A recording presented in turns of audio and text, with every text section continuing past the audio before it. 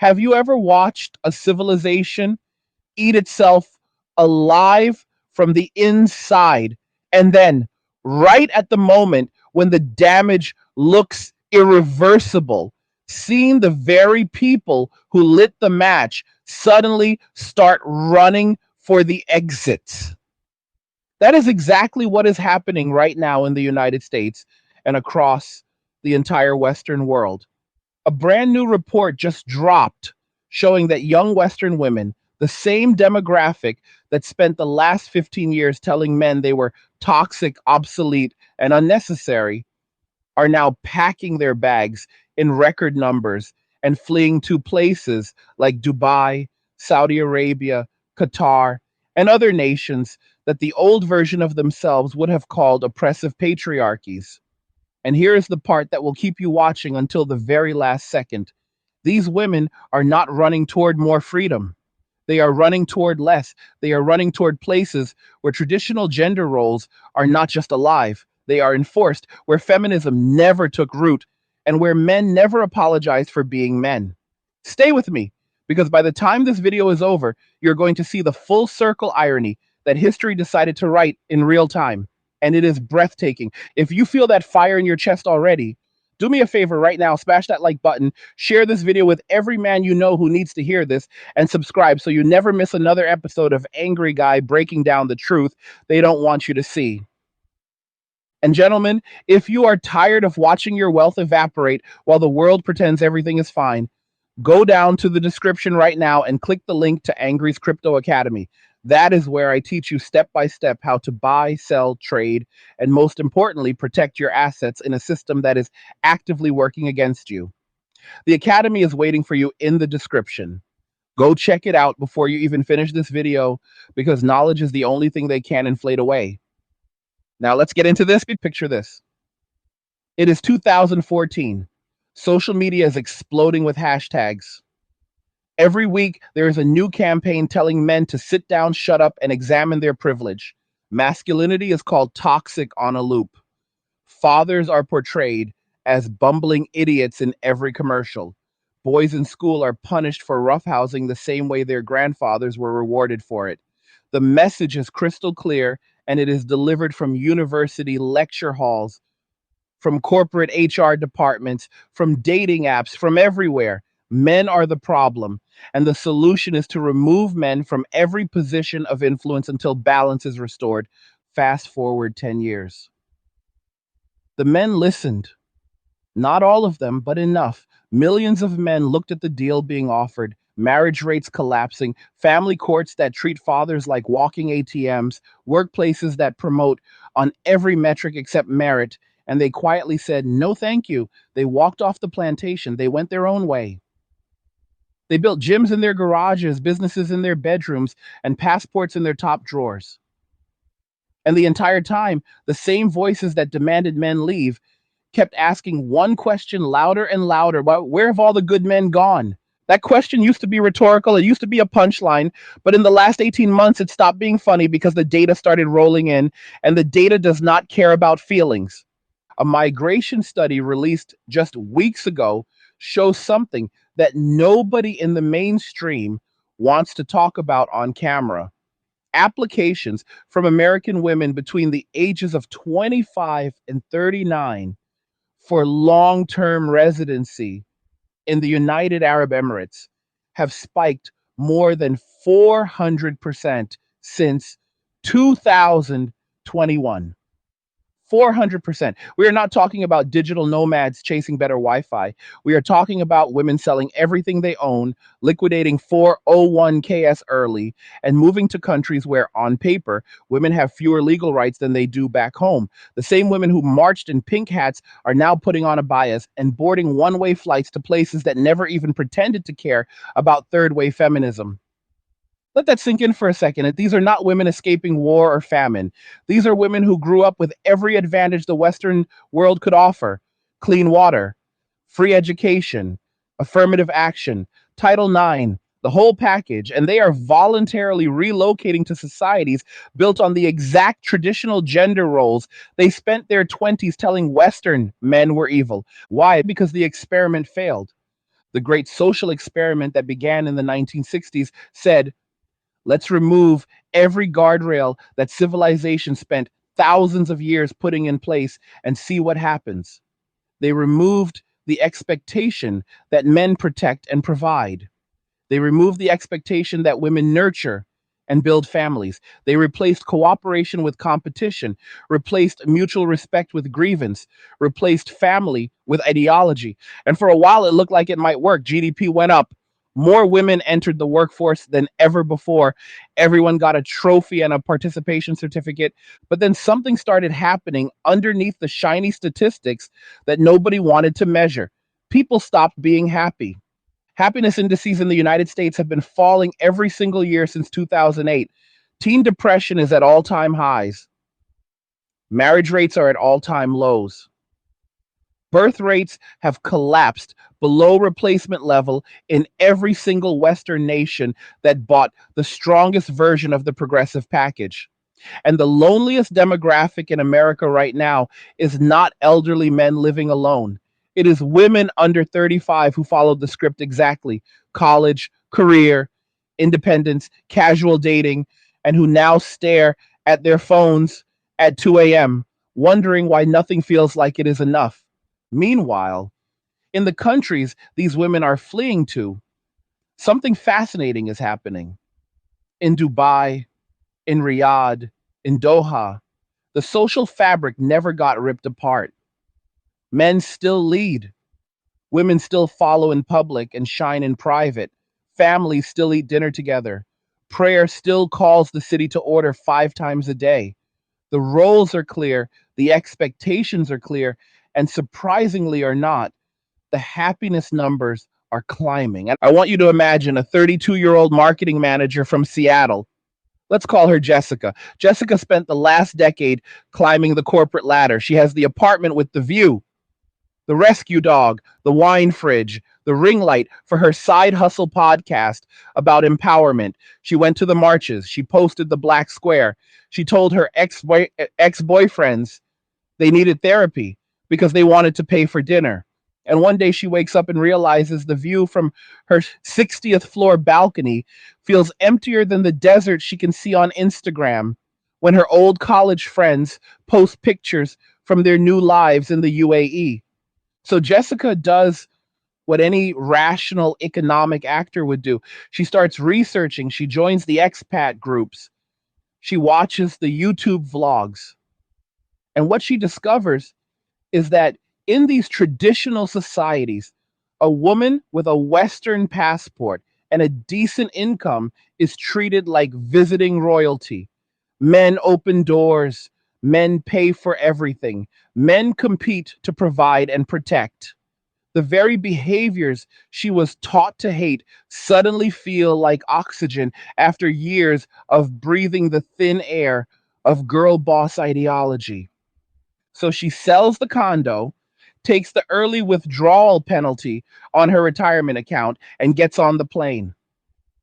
And the irony is so thick you could spread it on toast, because Jessica is not moving to Dubai to start the local chapter of Women's March. She is moving there to live as a traditional woman in a society that never gave up its traditions. She wants the protector, she wants the provider, she wants the strong masculine frame that Western men were shamed out of offering. She just does not want to admit that the ideology she championed for 15 years is the same ideology that made that masculine frame impossible back home. And here is where the story gets even darker, because Jessica is not moving to an empty desert. She is moving to societies that have eyes, they have memories, they have social media too.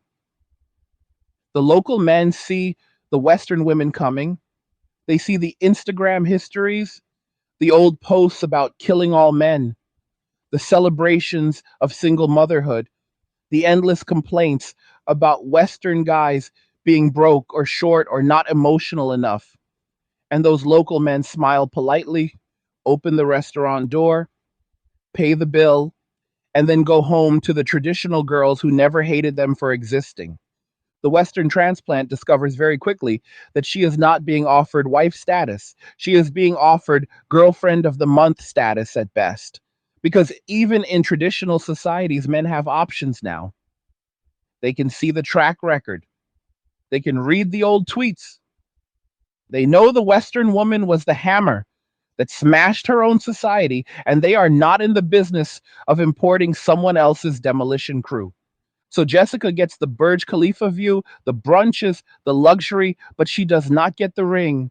She does not get the family. She does not get the future she thought was waiting for her when she finally allowed a man to step up. She gets the consequences of 15 years of choices, gift wrapped in gold foil and desert sunsets.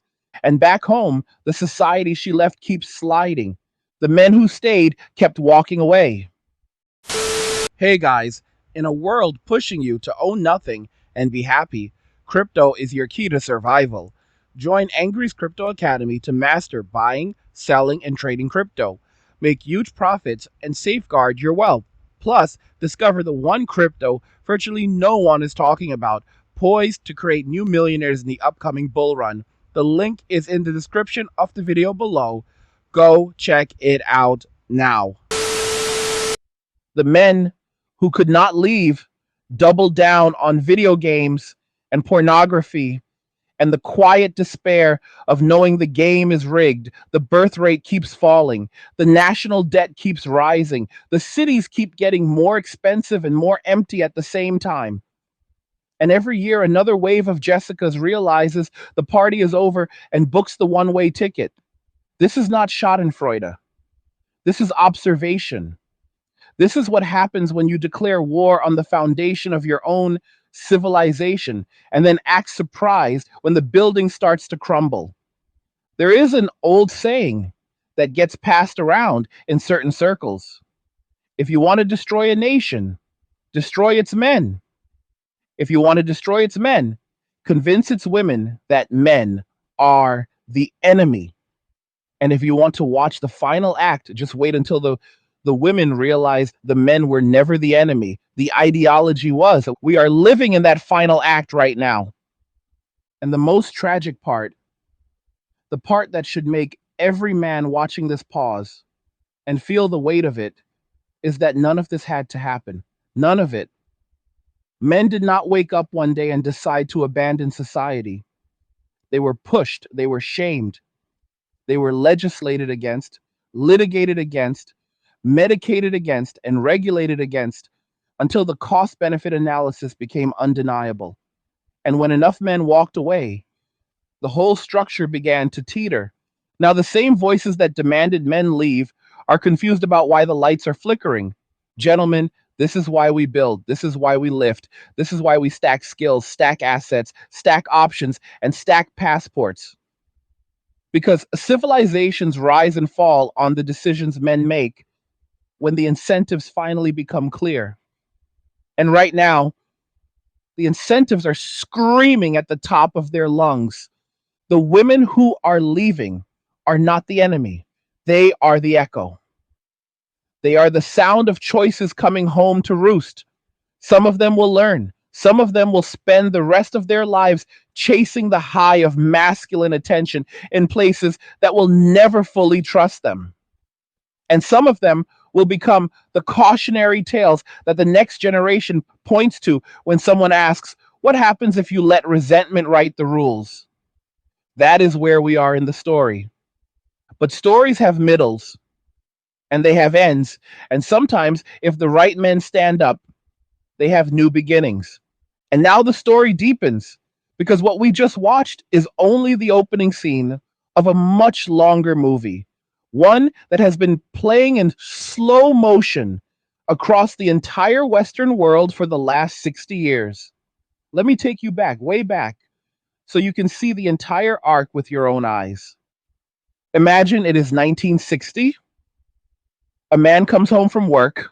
He has one job, maybe two if he is hustling, but the paycheck is enough to cover the mortgage, the car note, the groceries, and still have money left over for a summer vacation and a college fund. His wife greets him at the door. Dinner is on the table. The kids are clean. The house is paid for in 15 years, not 35. The neighborhood is safe enough that nobody locks their doors. The schools teach reading, writing, arithmetic, and civics. The church on the corner is full on Sunday. Nobody is confused about who is who or what is what. Roles are not rigid because they are oppressive. They are rigid because they work. Everybody knows the script, and the script produces stable families, rising wages, and a country that still believes in itself. Now, fast forward 10 years to 1970. The pill has arrived. No fault divorce has arrived. The first wave of women enters the workforce in large numbers, not because they are replacing men, but because the family now has two incomes, and suddenly the lifestyle inflates to match. The television starts showing working moms who somehow still have perfect hair and spotless kitchens. The message is subtle at first. A woman does not need a man to be complete. Fair enough on the surface, nobody reasonable was arguing that a woman should be property. But the message keeps getting amplified year after year until it flips into something darker. A woman is foolish if she ties her future to a man at all. By 1980, the average wedding age has climbed. The average family size has shrunk. The first cracks appear in the foundation. The man who used to support an entire household on one income now watches his wife bring home a second paycheck just to stay middle class because taxes, housing, and college tuition have all started their endless upward march the moment the two income model became the new necessity instead of the old luxury. By 1990, the narrative has hardened. Movies, talk shows, and magazines all carry the same storyline. Men are holding women back. The courtroom data starts showing that in divorce, the man loses the kids, the house, and half his future income, even when both parties worked. Men start doing the math. They start asking quiet questions in barbershops and at backyard barbecues. If I have a 70 to 80% chance of losing everything I build, why would I build it with someone else in the first place? The 2000s arrive and the internet detonates the megaphone. Suddenly, every grievance has a hashtag. Every personal failing of one man becomes indictment of all men. The phrase toxic masculinity enters the lexicon right around the time that boys start falling behind girls in every measurable educational outcome. Boys are medicated for being energetic. They are suspended for pointing finger guns. They are told their natural instincts are dangerous. And the entire time, the culture celebrates the women who are breaking glass ceilings while quietly ignoring the boys drowning underneath the shards. By 2010, the deal is fully on the table, and it is brutal. A young man looks around and sees get married, and there is a 50% chance you lose your children and pay alimony for a decade or more. Have a false accusation at work or college, and you are guilty until proven innocent, if you are ever allowed to prove anything. Speak up in the wrong way online, and your entire career evaporates overnight. Try to date normally, and you are told you are creepy for approaching, entitled for having standards, and broke if you cannot pay for every date while she decides if you are worth her time. Meanwhile, the same young man watches the women around him be told, from kindergarten through graduate school, that they are perfect exactly as they are, that any failure is someone else's fault, and that the world owes them success, safety, and validation simply for existing. What would you do if that was the deal you were handed at 22 years old? Millions of men did the only rational thing left. They refused the deal. They opted out.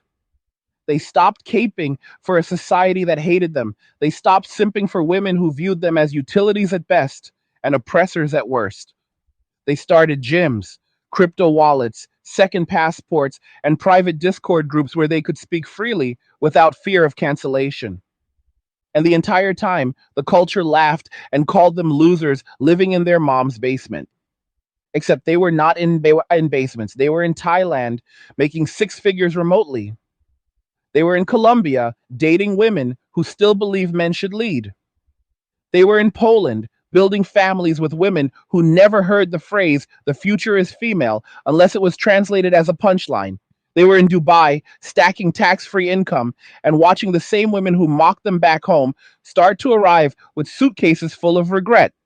And now, in 2025, the receipts are coming in hot. The US fertility rate sits at 1.62, well below the 2.1 replacement level, and it is not climbing.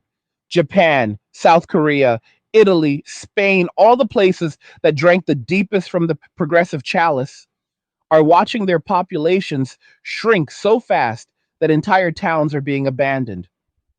The average age in Italy is now 47. In South Korea, 1 in 3 women under 30 says she never wants children.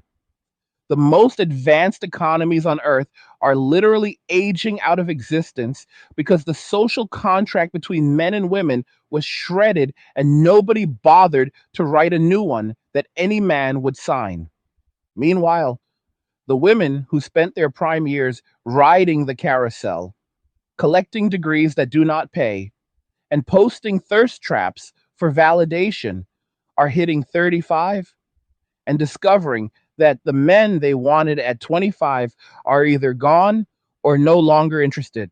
The apps are wastelands of single mothers and career women who don't need a man but want one who meets my standards. The standards, of course, were written when she had the leverage of youth and beauty. Time, as always, is undefeated. And so the panic sets in. First, it was the articles. Where have all the good men gone? Then it was the podcasts with millions of downloads where women cry about being lonely while surrounded by 3 cats and a wine fridge. Then it was the viral TikToks of 38-year-old influencers realizing that private jets and designer bags do not hug you back at night. And now, finally, it is the one way flights to places that never apologize for being patriarchal. Dubai is the perfect mirror. In Dubai, a woman cannot open her own bank account without a male guardian's permission if she takes local citizenship. Yet Western women are moving there in droves because the men have money, manners, and masculinity in abundance. They post videos captioned, "Finally feel like a woman again," while wearing designer abayas and drinking virgin mojitos at brunches that cost more than most Americans make in a week. They post pictures next to supercars and caption them, "This is what real men drive," completely oblivious to the irony that the man driving the Lamborghini probably has a traditional wife back home who cooks for his mother and would never let a Western 35 plus carousel veteran anywhere near his family lineage. They are not moving to Dubai to change Dubai. They are moving to Dubai to rent the lifestyle that Western men were shamed out of providing back home.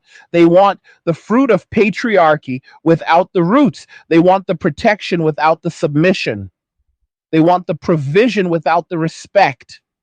And the men in those countries are happy to oblige for a season because even traditional men understand the entertainment value of a tourist who pays her own bills and never asks for commitment.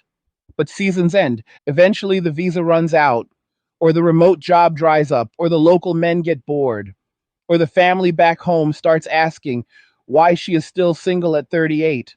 And then the reality hits harder than the desert sun. She cannot go back because back home is the society she helped break, and there is no fixing it from the outside. She cannot stay because the society she ran to never fully accepts her as one of its own. She becomes a permanent expatriate, a ghost in two civilizations belonging fully to neither. That is the new purgatory for the women who declared war on nature and lost. And the craziest part, many of them still do not see it. They still blame men. They still say the West became too soft or too feminist without ever connecting the dots that they were the ones holding the megaphone. They still post from five-star hotels about how Western men need to step up while surrounded by men who never stepped down in the first place. Gentlemen, this is why we do not gloat.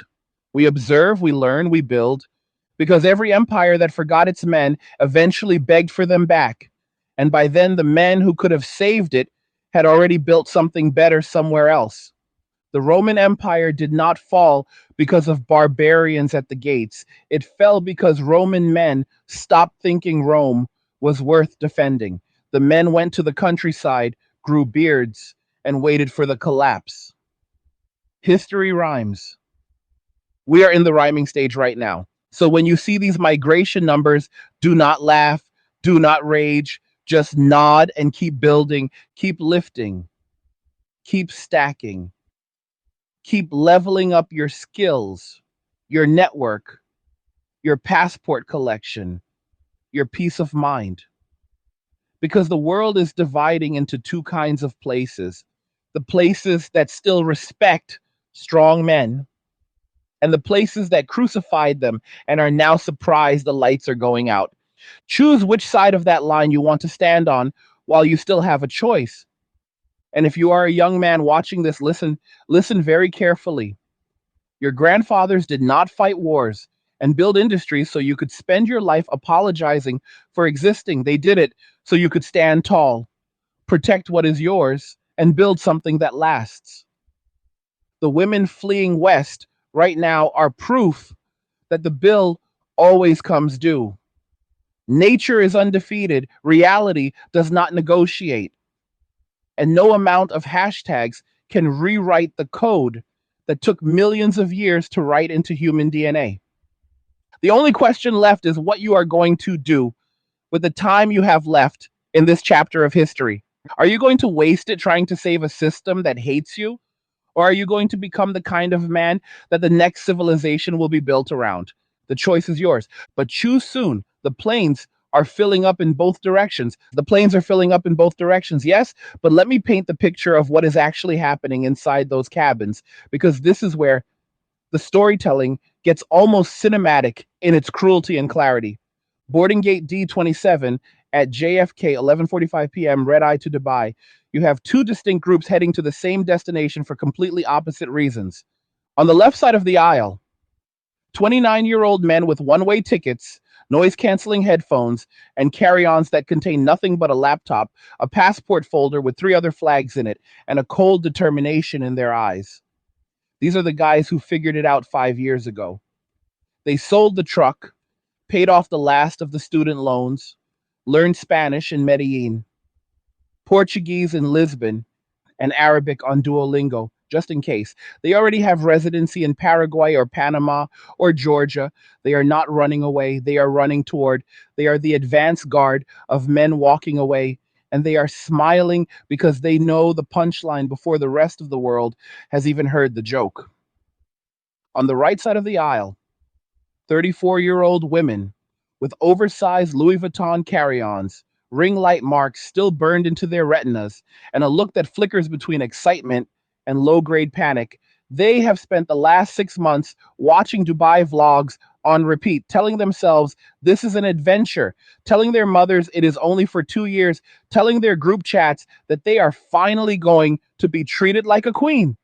They have frozen their eggs, quit the soul crushing corporate job, and convinced themselves that the same personality that repelled every decent man in Seattle is suddenly going to be adored in the desert because the backdrop changed. They board the plane, clutching a dream that was never real in the first place. And 13 hours later, the plane lands at DXB. Same arrivals hall, two different realities. The men walk straight through passport control, get their 90-day visa on arrival extended into a golden visa before lunch, and disappear into co-living spaces in JLT, where other high-value men are already teaching them how to set up UAE companies that pay zero tax. By week 2, they are sipping coffee with Estonian e-residency bros, Serbian real estate investors, and South African crypto traders who all speak the same language: leverage, asymmetry, optionality. They are not looking for wives, they are looking for freedom, and they are finding it in abundance. The women, meanwhile, step into the wall of perfume and air conditioning and immediately start filming TikToks. POV: you just landed in Dubai and became a princess. They check into a service department in Marina that costs $4,000 a month, paid for with the last of the home equity line from the condo they sold back in Denver. For the first 30 days, everything feels magical. Men message them within 30 seconds on the apps. Brunch invitations flood in. Somebody sends a Rolls Royce to pick them up for a date they did not even know was a date. They post stories with captions like, "This is what masculine energy feels like," and Western men could never. Hey guys, listen up. If you're tired of going through life alone and you want real brotherhood with men who actually think and grind like you, then check out Angry Guys Clubhouse. It's a community built around brotherhood, passive income, business insights, and even expat living. Plus, you get access to our private men's chat where real conversations happen every day. And when you sign up, you'll get the passive income blueprint and the expat blueprint free just for joining. Don't wait. The link is in the description. Go check it out now. Then month two arrives. The Rolls Royce stops coming. The high value local men figure out she is not Muslim, not planning to convert, not bringing family money, and not young enough to lock down for children. She gets moved from the main table at brunch to the overflow table with the other Western imports. The service department lease is coming up for renewal, and the remote content creation gig that paid the bills in Colorado is suddenly not stretching in a city where a salad costs $28.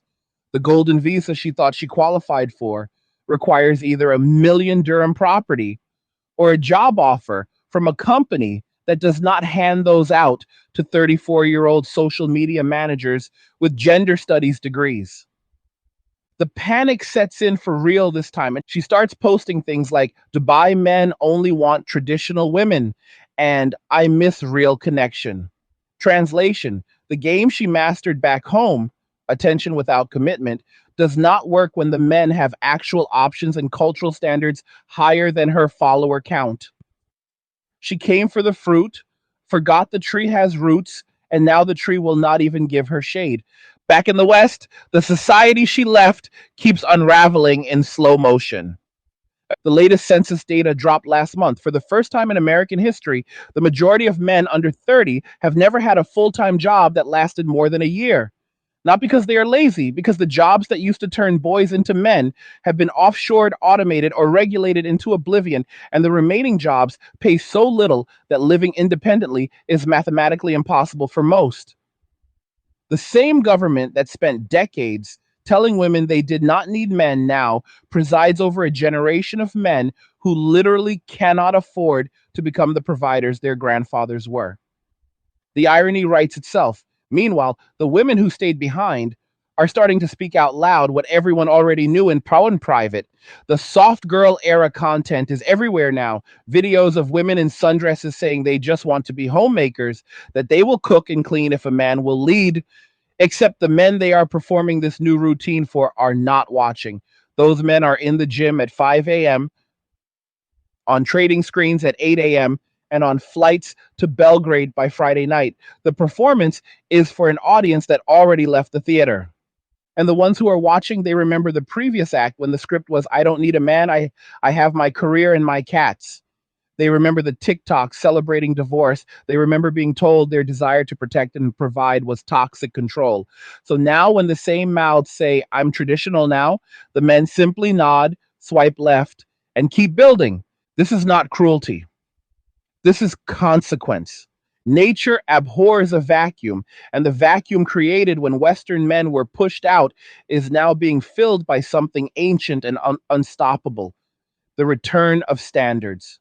Standards in dating, standards in family, standards in society itself. The countries that never abandoned those standards are now the beneficiaries. Emirates, Qatar, Saudi, even parts of Eastern Europe that the West loves to call backward are watching their populations stabilize, their economies boom, and their young men walk with a swagger that disappeared from Los Angeles and London 20 years ago. Their birth rates are not collapsing. Their young women are not on antidepressants at triple the global average. Their young men are not lost in pornography and video games because their society still gives them a clear path to becoming men worth respecting. And the West is importing the very ideology that is killing it while exporting its best men and importing the women who helped break the machine in the first place. Let me say that again so it lands. America is losing its masculine energy to the very places that the American media calls oppressive, while simultaneously importing millions of people who have no intention of adopting the traditions that made the country worth leaving in the first place. It is the largest self inflicted wound in human history, and it is happening in real time. Every week, another influencer announces she is moving to Bali to heal, or moving to Dubai to be treated like a lady. Every week, another cohort of high value men quietly relocates to places where their energy is celebrated instead of criminalized. The lifeboats are leaving the Titanic in both directions, but only one direction has men rowing with purpose, while the other direction is busy filming reels about manifesting abundance as the ship lists and the band plays on. The universities keep churning out degrees that lead to coffee shop jobs. The government keeps printing money and calling it stimulus. The dating apps keep gamifying loneliness. And the happiness indices keep falling year after year after year. But something else is rising at the same time, something quiet, something deliberate, something that does not ask permission. A global network of men who looked at the deal, said no, and started building parallel systems. Men who are fluent in three languages, hold three passports, run businesses from laptops, and date women who still believe femininity is a virtue, not a performance. Men who do not argue on the internet anymore because they are too busy living the argument. These are the men history will remember when the final chapter of this collapse is written. Not the ones who raged, not the ones who begged, the ones who built, the ones who became undeniable, the ones who, when the lights finally went out in the West, were already miles ahead, building new cities, new families, new civilizations on foundations that cannot be torn down by ideology because they are carved from the same stone every successful society in human history was built on. Strong men, supported by feminine women, raising children who respect both. That is the new frontier. And the beautiful part, you do not need permission to join it. You do not need $1 million, though it helps. You do not need perfect genetics, though discipline will get you 90% of the way. All you need is the decision to stop feeding a machine that hates you, the decision to start building something that rewards you, the decision to become the kind of man your grandfather would have saluted and your future children will thank God for. Because the story is not over. The West may be in its twilight, but the world is bigger than the West. And somewhere out there, right now, a piece of land, a woman who still believes in men, a group of brothers who have your back, and a future worth fighting for are all waiting for one thing: you showing up as the man you were always meant to be. So the only question left is how much more evidence you need before you stand up, close the laptop, book the flight, lift the weight, make the trade, send the message, and start walking the path that lesser men said was impossible. The clock is ticking, the planes are boarding, and history is watching. Choose your seat. Choose your seat because the next scene in this movie is already being written, and it is being written by the men who refuse to wait for a committee to give them permission to live like men again. Let me take you to a rooftop in Belgrade, October 2024. 40 guys from 15 different countries: Americans, Canadians, Brits, Germans, Aussies, a couple of Scandinavians who finally woke up, all standing around a table loaded with grilled meat and local rakia. No one is talking about their ex wives. No one is talking about how unfair the family courts were. They are talking about real estate yields in Batumi, golden visa thresholds in Greece, how to get a Turkish passport in 18 months, and which neighborhoods in Medellin still have two-bedroom apartments under $1,000 a month. One guy just closed on a farm in Paraguay for less than the price of a new pickup truck back in Texas. Another just got engaged to a Serbian doctor who thinks feminism is a mental disorder imported from California. They toast to freedom, to brotherhood, to finally breathing air that does not smell like resentment. That same night, 3,000 miles away, a 36-year-old former marketing executive from Toronto is sitting alone in a $4,500 a month studio in Dubai Marina, scrolling through her phone, liking pictures of the very rooftop party she will never be invited to. She posted a story earlier that day that said, "Sometimes you have to leave everything behind to find yourself." The comments are brutal. Half are from other Western women telling her she is brave. The other half are from local guys with fire emojis and marriage proposal DMs she knows are jokes. She pours another glass of wine she bought duty free and wonders why the magic she felt in month one has turned into the same hollow feeling she ran away from in the first place. Two different flights, two different destinations, same calendar year. That is the fork in the road we are all living through right now. One path is loud, colorful, heavily filtered, and ends in quiet desperation. The other path is quiet at first, deliberate, sometimes lonely for a season, but ends with a life so solid that your grandchildren will fight over who gets to inherit your stories. I want you to feel the weight of that choice because most men never get this clear a view of the map until it is too late. Let me tell you about a private message I received last week.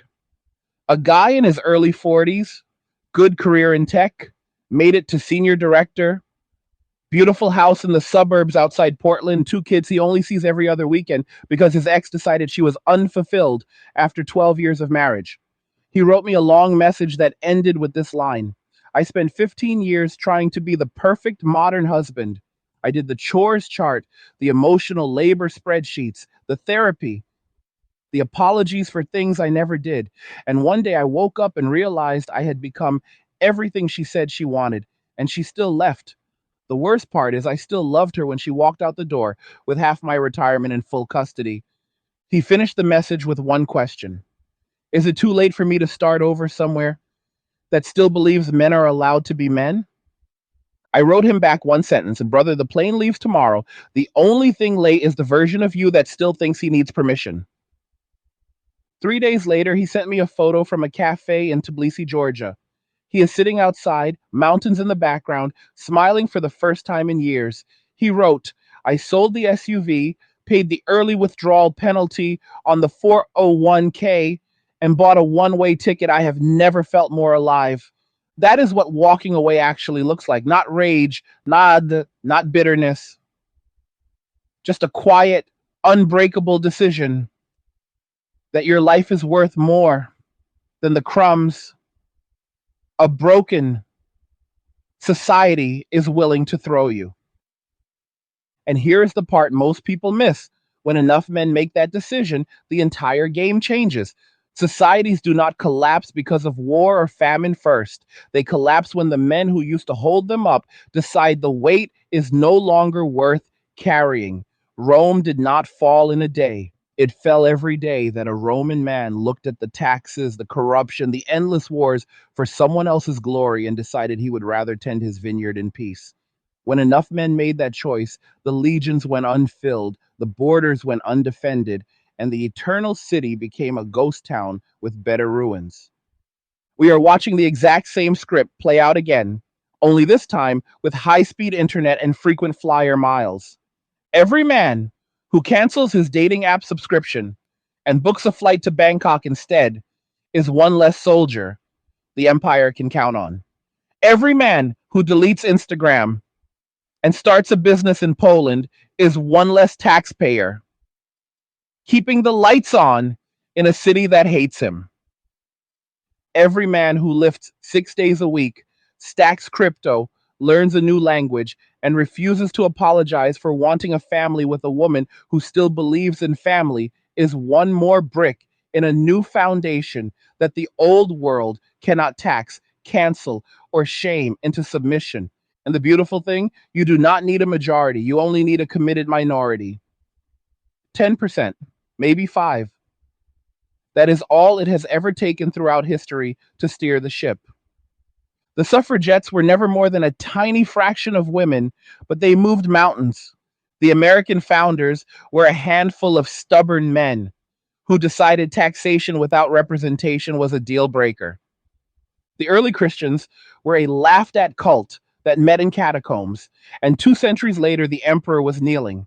Never underestimate what a small group of determined men can do when they finally stop asking and start building.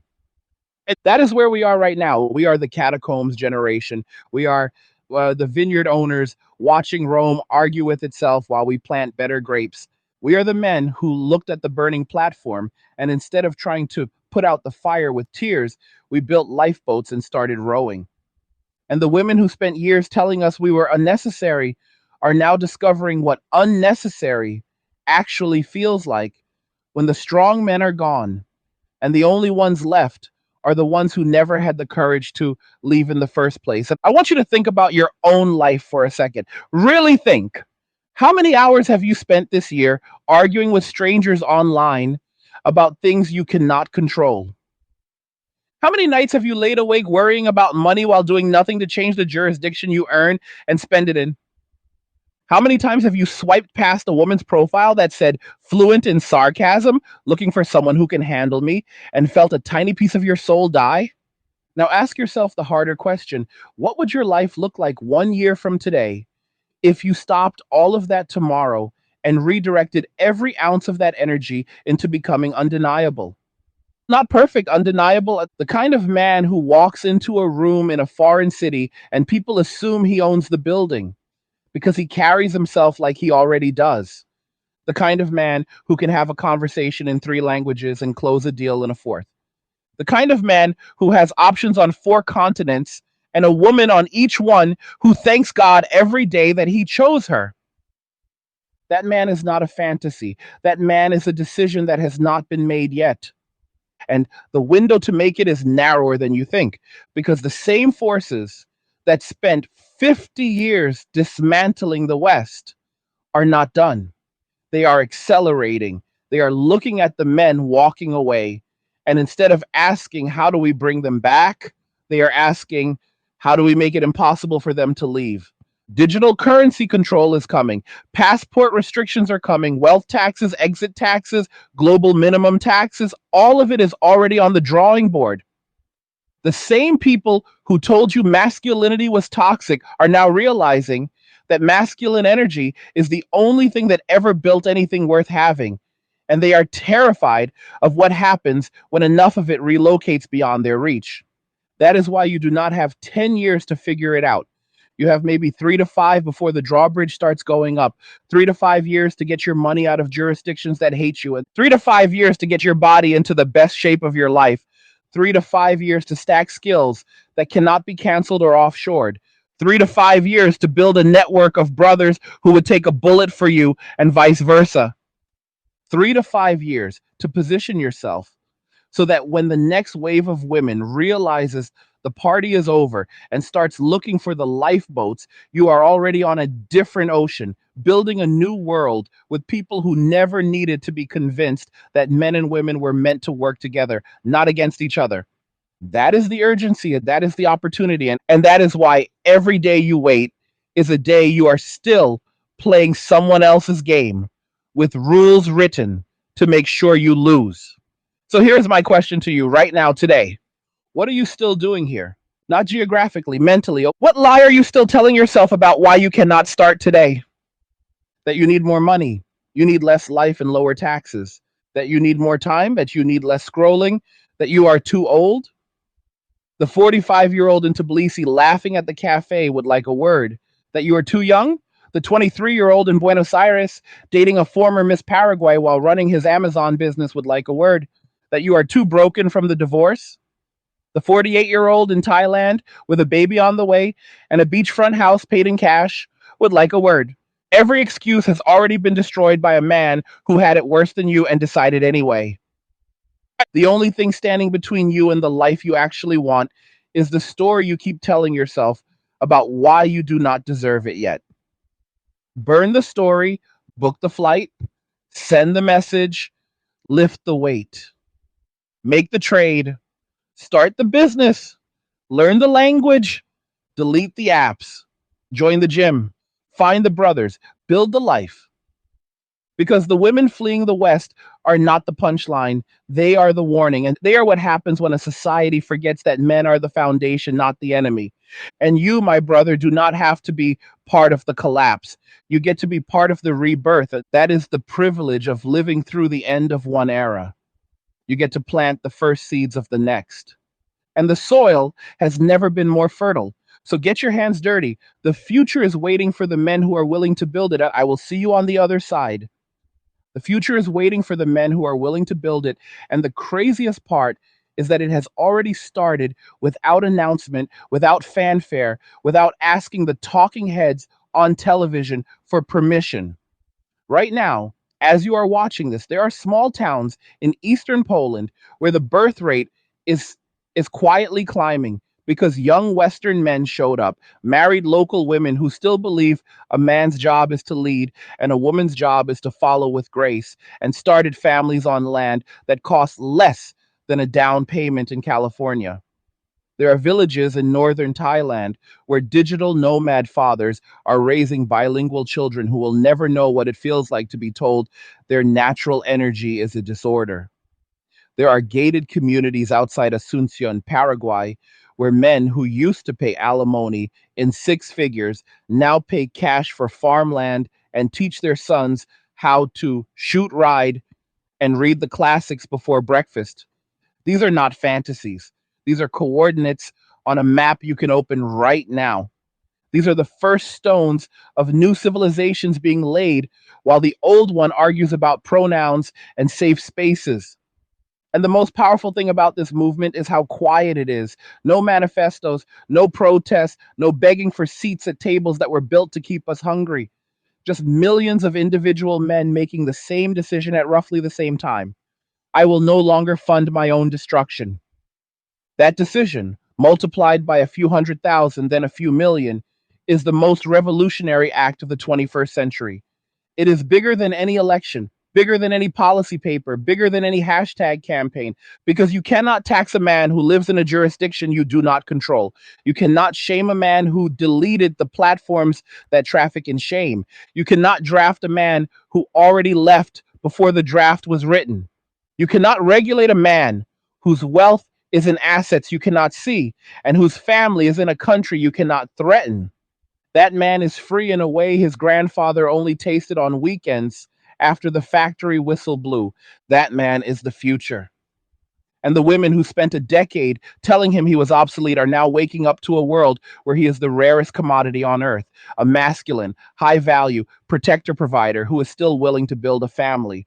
Only now the price of admission is no longer a promise to do better. The price of admission is proof that you never participated in the demolition in the first place. Traditional women all over the world are cashing that check every single day. Eastern European women, Latin American women, Southeast Asian women, even a growing number of Middle Eastern women who were raised with fathers and brothers and never needed to be taught that men and women are allies, not enemies. They are marrying the men who walked away, having children at rates the West hasn't seen since the 1950s, and building lives that look suspiciously like the ones their great grandparents took for granted.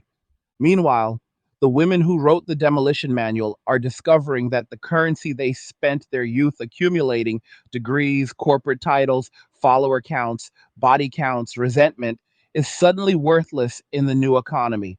They are 35, 38, 42, standing in the wreckage of the world they helped torch, holding a handful of ashes and asking why no one wants to build with them anymore.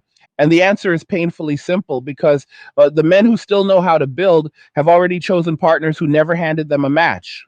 That is the final receipt. That is the closing of the loop. The experiment is over. The data is in. The control group and the test group have both reported back, and the results are unanimous.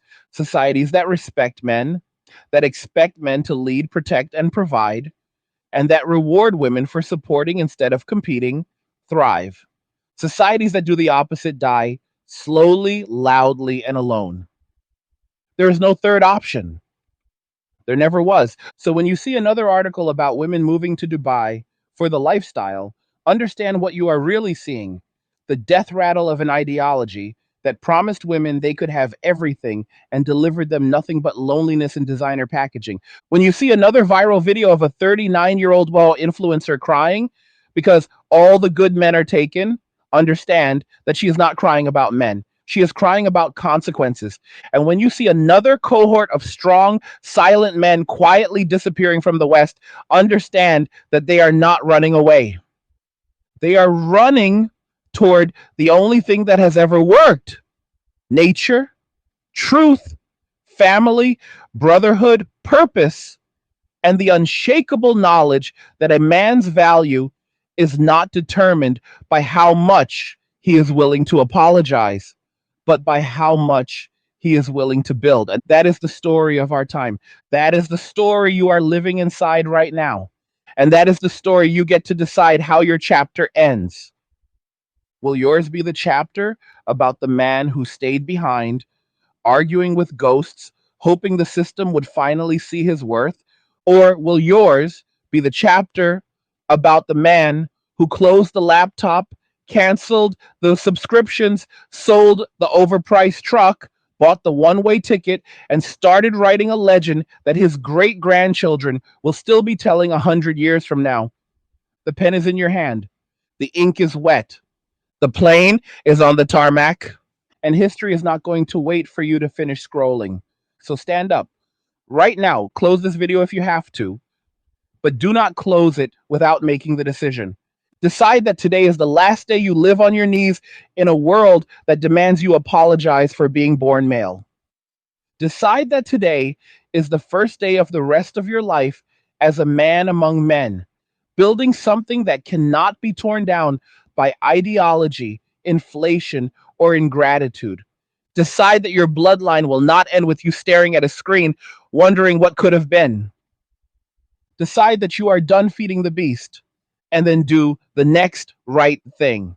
One flight, one lift, one cold approach, one business registration, one new language, one brother you reach out to and say, let's do this together. Do the next right thing, and then the next, and then the next, until one day you look up and realize you are standing on a piece of land you own, surrounded by people who love and respect you, watching your children play in a world you built with your own hands. That world is real. I have seen it. I live in it on the days I earn it. And every single man watching this can live in it too. If he is willing to pay the price no one else is willing to pay anymore: discipline, courage, honesty, and the unshakable belief that being a man is not a problem to be solved. It is a gift to be wielded. So wield it. Wield it like the weapon it was always meant to be. Wield it until the old world forgets your name and the new world cannot imagine existing without you. That is your birthright. That is your duty. That is your destiny. Now go claim it. And when you do, send me a message from wherever you land.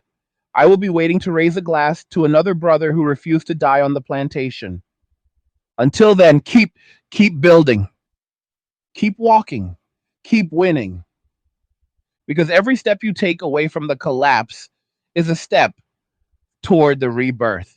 And the rebirth belongs to the men who never stop believing that the future is masculine, protective, providing, and proud.